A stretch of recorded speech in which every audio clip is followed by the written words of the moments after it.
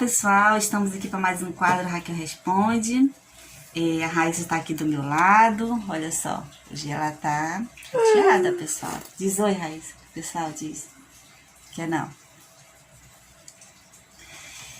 E aí, se você fez a sua pergunta, que ela não foi legal, imoral ou imprópria, eu vou estar aqui respondendo para você, tá? E a primeira pergunta vem do canal Construção da Neuva, que diz assim: amiga, a Raíssa demorou a falar? Minha sobrinha está com 3 anos e ainda não fala, agora que está aprendendo. A Raíssa também demorou a falar, Neuva. Demorou muito. E aí ela começou aquelas palavras soltas, né? E não formava frase. E precisei levar para fono. Aí depois que foi para fono, ela começou a falar mais claramente.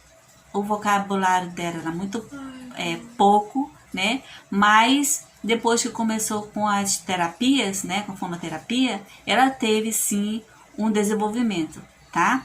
E aí ela demorou, ela estava acho que uns 6 anos, mais ou menos. Eu falava assim, poxa, a Raíssa não consegue formar uma frase, né? E a gente repetia a frase, mesmo a gente falando a frase, quando era na repetição dela, ela cortava, sabe? Então ela teve muita dificuldade sim, na questão da fala, o Neuva. E a outra pergunta vem do canal Histórias da Neuva, que diz assim: amiga, qual o grau de autismo da Raíssa? Neuva, fui em vários neuros e um deles colocou lá moderado / grave. E a gente vai assim perguntando os demais neuros, né, que acompanha a Raíssa, por conta dessa sua pergunta mesmo, né, que as pessoas olham, qual o grau de autismo da Raíssa, né? E aí o que eles disseram? Mãe, não se preocupe com o grau de autismo da Raíssa, porque o que a gente está mais focado hoje é com as crises convulsivas dela. E então, por conta disso, né, por conta que a preocupação dela sempre foi a questão maior focado na questão das crises convulsivas dela, que eu pelo menos não me aprofundei nessa questão do grau de autismo da Raíssa, tá bom? E a outra pergunta vem Cristal Maria. Diz assim: Raquel, a gente sabe a sua dedicação com a Raíssa. Você já foi para outra cidade sem ser a sua em busca de tratamento para a Raíssa? Quais foram as cidades? Um beijo e um abraço. Obrigada, viu?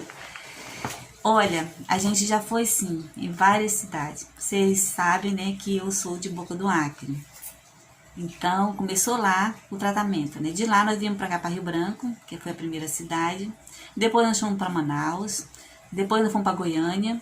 E fomos também para Ribeirão Preto. Na cidade de Manaus eu passei 3 meses, depois mais 3 meses. E em Goiânia passei 10 dias, depois voltamos novamente. Em Ribeirão Preto foram várias idas e voltas. Então foram vários tratamentos, né, vários exames que a gente fazia. E o último que a gente foi esse em Ribeirão Preto, que foi feito um exame na cabeça da Raíssa, vídeo e imagem. A questão das crises convulsivas dela não é focal, né? Não tem um ponto só, mas sim é generalizada. Então, por conta disso, foi descartada a questão de cirurgia. E aí, indicada, né, para a questão do exame genético, que foi descoberta a síndrome de Dravet, e também indicação para uns tratamentos alternativos, né? Dependendo aí da avaliação da neuro que acompanha a Raíssa. E a próxima pergunta vem do canal Maria Ellen, que diz assim: amiga, quando você descobriu que a Raíssa tinha autismo, qual foi a sua reação? Olha, eu fui ao médico, né, ao neuro, e aí eu disse para ele assim: doutor, Raíssa, olha, ela tem dificuldade de aprendizado, com a turma dela, ela não consegue acompanhar. os outros alunos já têm alunos que sabem ler e a Raíssa não conseguiu ainda o alfabeto. E também porque ela fica lá sempre no cantinho dela, ela não se entrosa com os coleguinhas, ela grita muito, ela às vezes quando chega colega perto dela ela quer bater. E eu não sei, doutor, o que está acontecendo, por que a minha filha tá desse jeito. Aí ele pegou e colocou lá no laudo, né, entre outros, né, outros CIDs, aí ele colocou lá comportamento autista. E do grave, não, do moderado ao grave. E aí eu levei para a escola, deixei lá, mas até aí não, né, tranquilo, porque a minha preocupação, o que era? Sempre foi a questão das crises, porque falar para vocês não é fácil, né? A gente vê assim o filho da gente não se entrosar para brincar. Eu levava ela pro quintal assim para brincar com ela, né? Quando começava a brincar, lá ela caía no chão, tinha crise convulsiva. Se ela olhasse assim, saísse assim, tivesse uma claridade, assim, questão de tremendo, não sei se vocês entendem como é que eu quero falar. Aquelas luzes pisca-pisca, né? Tipo daquele jeito. Ela também tinha crises convulsivas. Se ela se agitasse, assim, começasse a correr, tinha crises convulsivas. E também, quando chegava a coleguinha, né, para brincar com ela, assim, ela pegava, ficava lá no cantinho dela. E a coleguinha nem ligava para as coleguinhas, isso eu não entendia, né? E aí, eu sempre achava que era por conta das crises. E o tempo foi passando, né? Aí a primeira pergunta, para assim, ver se dava aquele estalo em mim, né? Foi uma secretária de uma escola que chegou assim e disse assim, Raquel, com esse laudo aqui você tem algum direito, né? Da Raíssa. Tá bom de ver isso aí. Porque isso aqui justifica, né? Mas deixei passar, né? Deixei passar. E quando ela estava já no acompanhamento na PAI, aí a assistente social me chamou e disse assim, mãezinha, deixa eu lhe fazer uma pergunta. Você tem consciência desse laudo da Raíssa? Aí eu respirei fundo e disse assim, olha, assim, consciência, né, do que eu tenho que fazer, do que eu preciso fazer, eu sempre estou em busca. Eu não sei. O que a minha preocupação maior é a questão de trabalhar essas crises convulsivas da Raíssa, porque eu queria, assim, achar, né, um meio que ela parasse de convulsionar. E também o meio de dizer assim, alguém chegar para mim e dizer assim, Raquel, você tem que agir dessa forma com a Raíssa, você tem que fazer dessa forma com ela, porque até então era buscas que eu fazia em leitura, era busca de alguém que me dizia, né, como que eu tinha que fazer, porque até então a Raíssa era tida como teimosa, como eu fazia os gostos dela, que a Raíssa era mimada, que a Raíssa, outras vezes, que a Raíssa era mal educada, que eu não sabia educar. Então, tudo isso, né, a gente fica assim, bombardeada de tanta coisa que a gente não entende, né? Então, eu expus isso para ela. Aí ela foi lá e conversou comigo, né?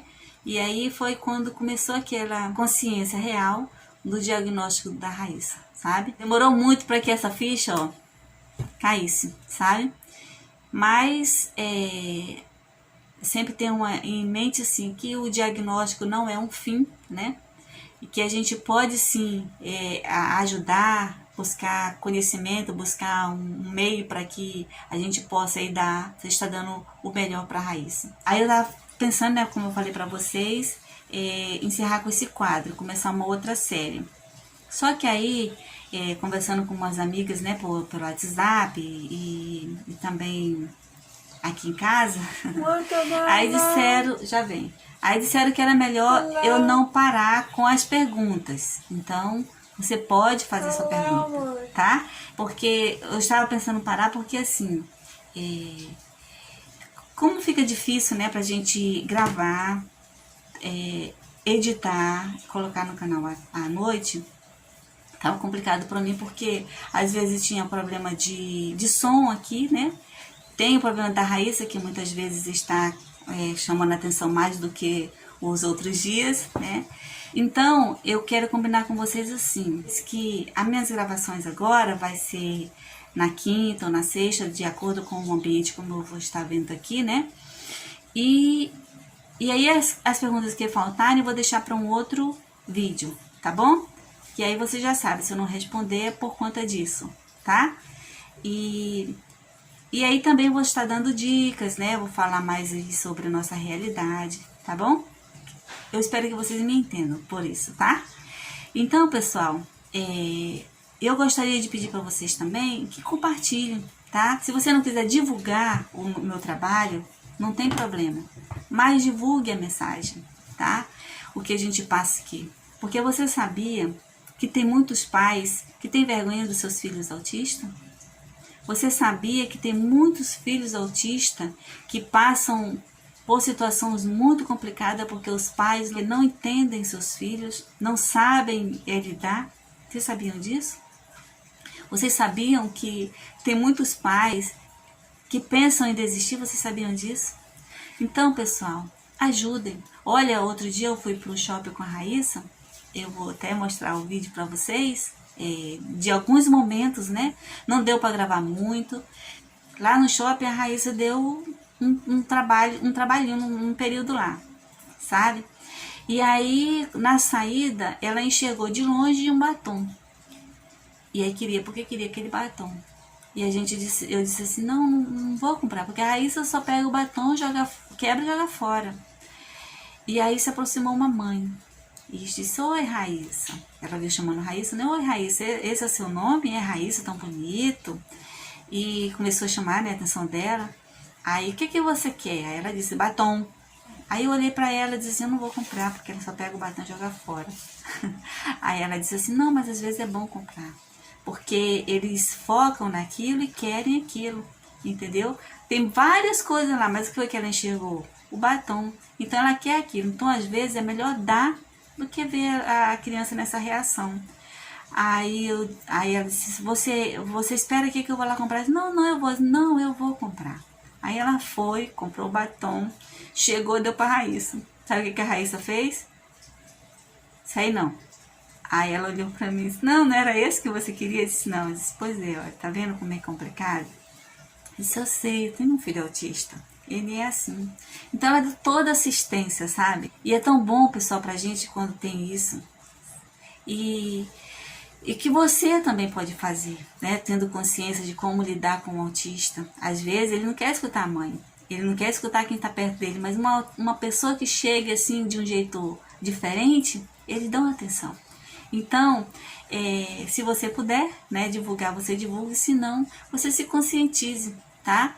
De que um autista requer atenção, requer cuidados, né? E aí eu quero falar para você também, que é pai, que é mãe, que você não é culpada do seu filho ser assim. E nem seu filho é culpado de ser autista, tá?